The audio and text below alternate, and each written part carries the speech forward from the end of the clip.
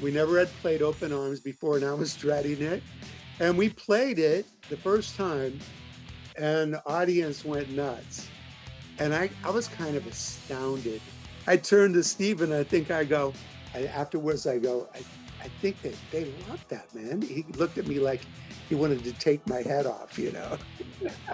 Hey everyone, I'm Katie Darrell, and today we are at home and social with founding Journey member Neal Schon. Dude, that just felt really good to say. Founding Journey member. You're an icon. Well, I don't know about that, but thank you anyway. You know, yeah, I've been here a long time. I do know that. And been working my butt off on all this new or our new album ever since it started, and been doing just tons of press like every day. I've never done so much. And Well, because now you're so accessible. Ever since COVID, right? Zoom comes around and boom, Neal has to be available 24/7. you know, it was the craziest experience ever making this album like this, with everybody in different locations except for myself and Narda Michael Walden, you know, we live very close together. We're about 10 miles from each other, and he has a studio here. And so when we got through the lawsuit and all that BS, then, you know, I chose to work with him and Randy Jackson in rhythm section.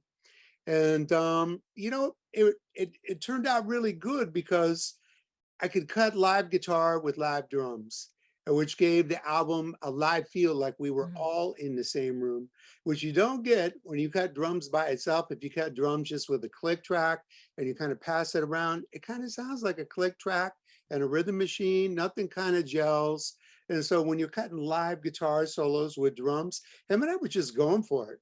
You know, we'd write something. He'd go, "Let's go lay it down," and there was no, you know, pressure. We didn't have pressure of a label. We didn't have a label at that time.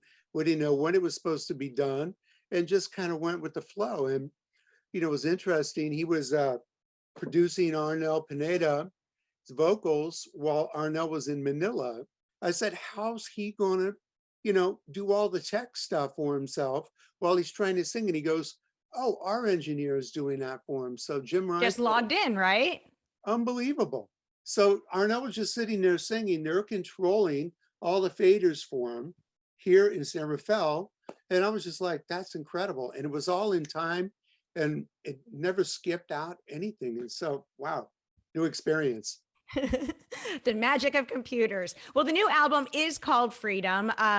Lead single is You Got the Best of Me. Why was it important for you? Because you already mentioned him, Randy Jackson. Why was it important to bring him back in this? Because, you know, he hadn't been part of the Journey gang since about 1986, right? You know, I've known Randy as well as Nard. It goes way, way back. I mean, we all grew up around each other, jammed with each other a lot when we had the Bay Area Bammies here for many Hmm. years, even though we never played in bands until Randy came and joined us for a short stint. You know, we had always played together. We did, you know, like some one-offs with Michael Bolton in the 80s at the Bammies. I would do jams. If I had a solo record coming out, I had Omar Hakim once playing with Randy Jackson and another keyboardist. And we kind of played just on and off, never really went in the studio. You know, and Randy did, you know, some of the tracks on Raised on Radio, but they were overdubs for him. Hmm. And, you know, I was already on the track. And so it was an experience like we were in the same room at the same time again. But, you know, Randy is just, he's an awesome person, both of them. You know, I love being around them because they're very uplifting. You know, they're very energetic and they're so musical. They're very, very talented. Why do you do it? Why do you need to release new Journey music? Because let's be honest, the fans have so many great songs and hits from you guys already that they're going to pay for the concert ticket no matter what. They don't necessarily need the new stuff. Why do you do it? We have a whole new generation of fans out there. You know, there's 5 generations right now I see in the audience, and the kids are getting younger and younger, and we still have our older fans too. You know, so the older fans, sure, they just want to hear their hits, you know, but they like to see some growth too. A lot of them write me on social media, and I'll write back because I like to stay in touch with them. But you know, the kids that are coming in, I found like when we played Lollapalooza for the first time in Chicago, our first show out when we did that, the first East Coast run this last year, I didn't know what to expect because we had never played that festival before. And, you know, everybody was going, wow, you're the last band I would think of that would be on Lollapalooza because, you know, it's usually about this, that, this, that. I got to tell you, you know, Post Malone was on the bigger stage on the other side, came on stage the same time we did. And I'm a fan.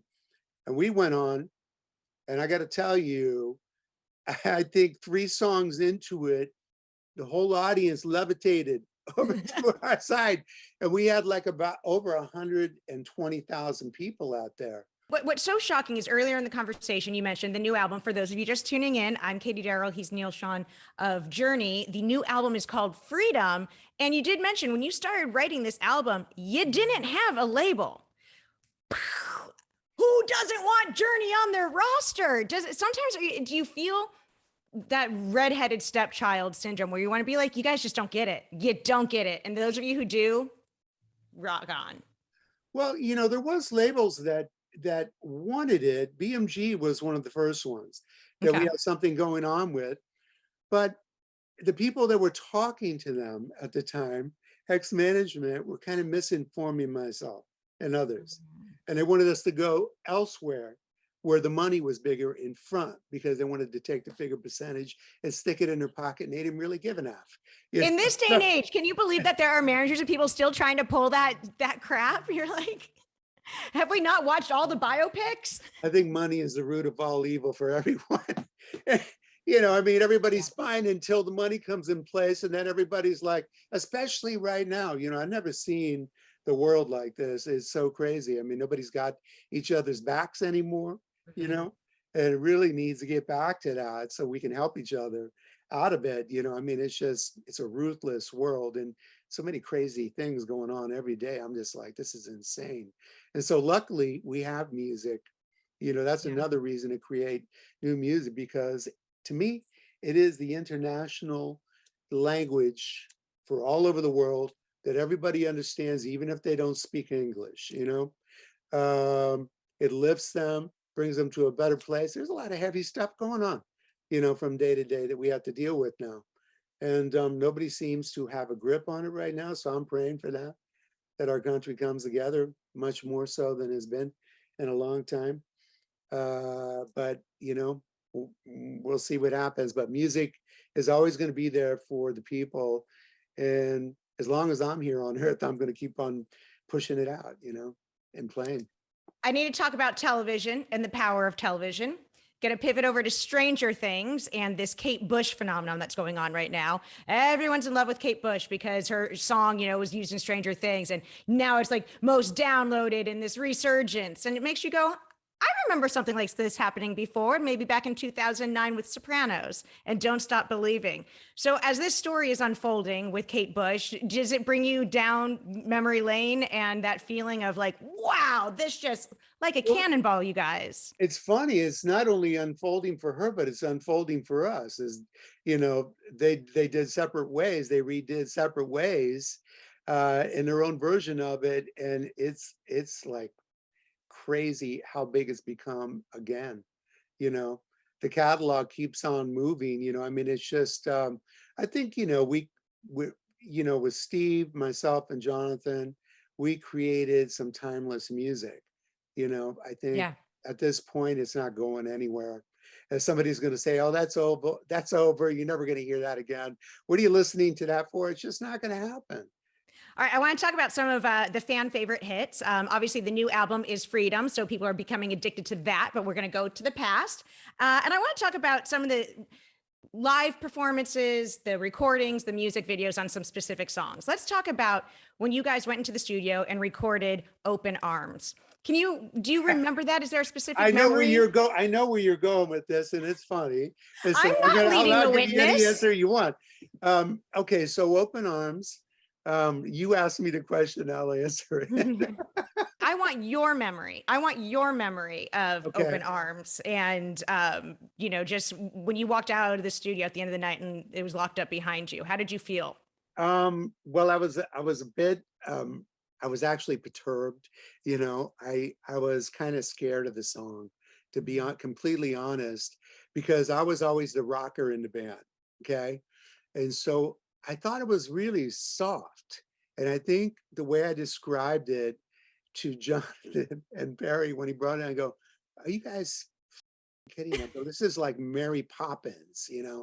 I was playing it over and over and over in the studio, trying to capture something that I liked listening to coming out of Mhm. myself for a solo on the end. And it was melodic, but I was trying to do more of a horn, like a trumpet thing. I was trying to jazz it out a bit, add a little bit more of that infused in the pop song to bring it to a different place. And it just didn't work. I got very frustrated with it. And they got frustrated with me and they were like, "Dude, why don't you just play something really simple? Play the simplest thing you can think of." And so I thought I was being a smartass and I just kind of played something I thought was dumb. They all jumped up and down after I played it and they go, "That's perfect." They go, "That's fucking perfect."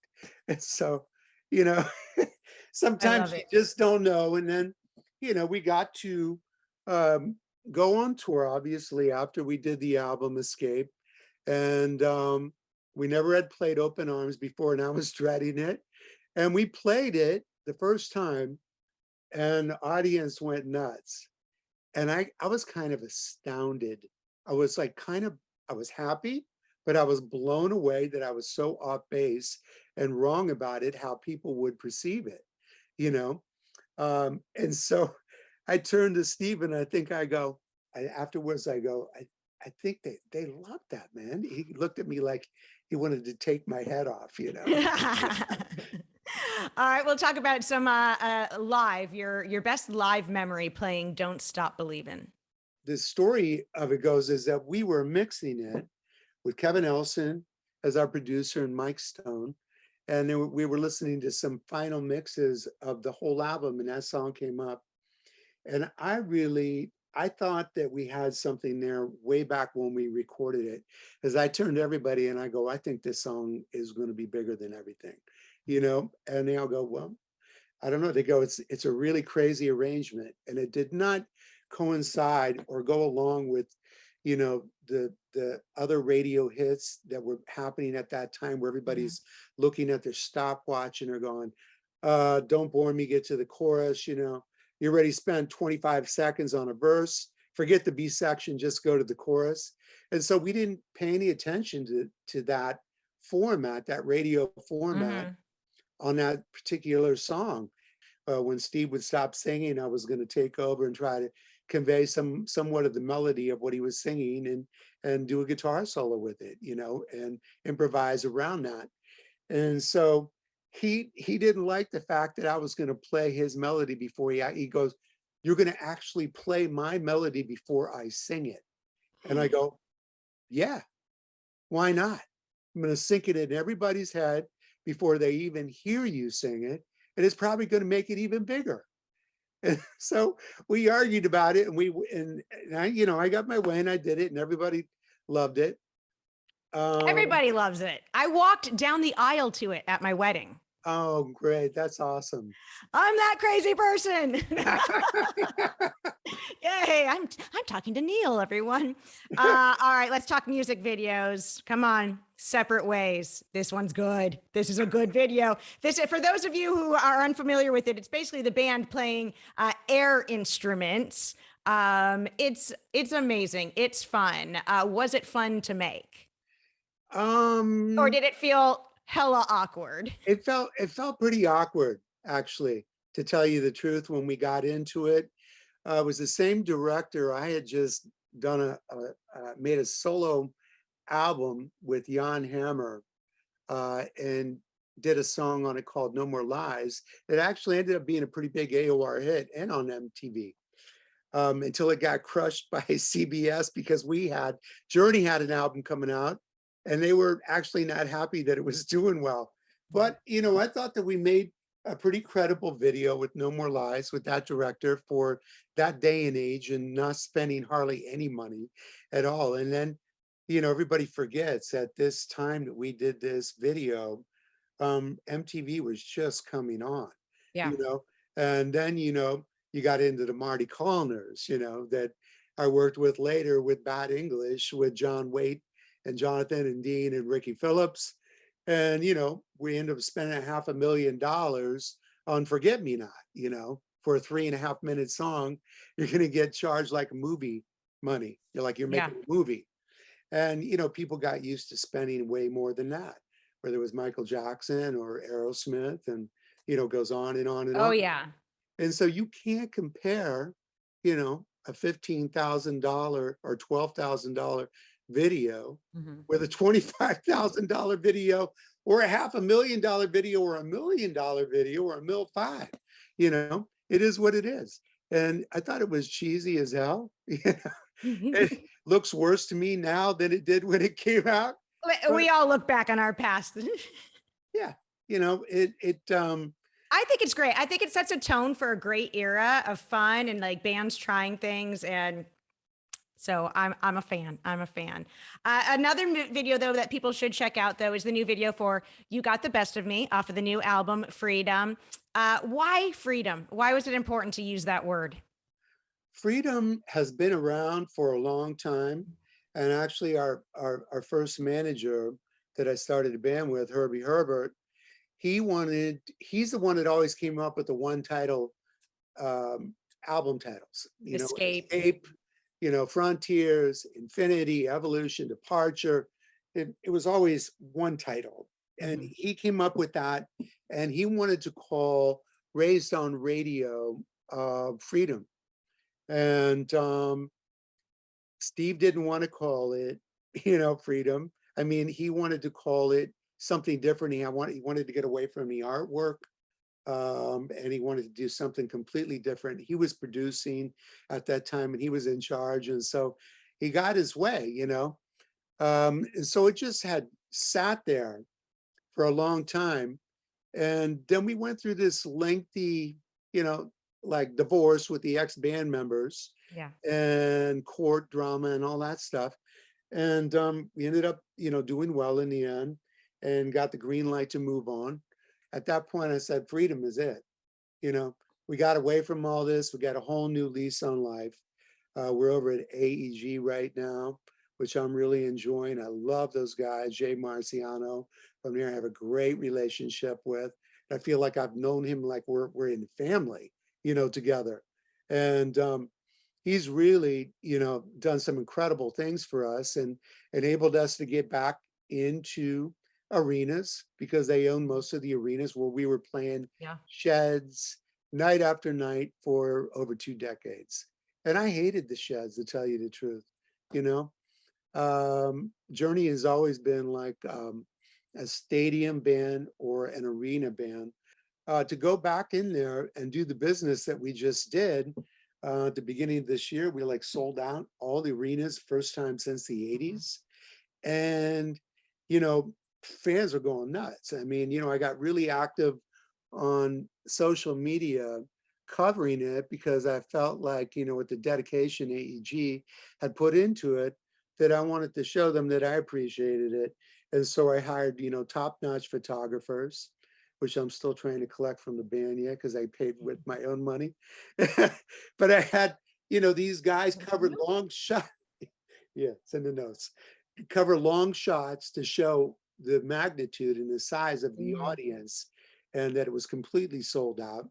Then did a lot of live clips that sounded like records that I put up, on Instagram and Facebook and Twitter, and a lot of pictures of Yeah. the new band, tons of really good pictures, which ex-management, they didn't want any face ever join with the name Journey. They just wanted the artwork. And then I Huh. found out, just here's a good little tidbit for many young bands that are coming up, is that my wife actually we investigated for years that there was no trademark on any of our merchandise ever since 1973. And our merchandise is massive all over the world. I don't care where we are vacationing. You can be in Yeah. the Bahamas and you walk down the street and you walk in a store. The whole store is Journey, for Christ's sake. I'm like going, this is insane. But we got to the bottom of that. And, that's another thing. I think had it not been, I don't want to make it sound like the pandemic was a good thing for anybody. It obviously was terrible for everyone to live through. But had I not had 2 years to Mhm. really be at home and to hone in on all this, I don't think that I would have gotten such a grip on our business and everything that's been going on that was really not that together for many, many years. Well, I'm glad you had the time to put all that together as well as get that album written and released. It is called Freedom. Everyone needs to get their hands on it. It's the latest from Journey. You can also see the band out on tour in massive arenas everywhere. Neal, thank you so much for hanging out today. I really appreciate it. Thank you, Katie. It's nice to meet you. And Nice I'm to meet glad you you. used Don't Stop Believing for your own wedding. Had to do it. I'm a fan.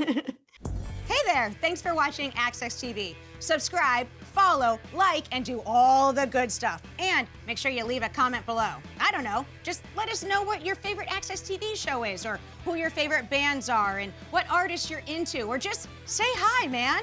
I like to be told hi. We love hearing from you. That's the point, all right? Keep it coming.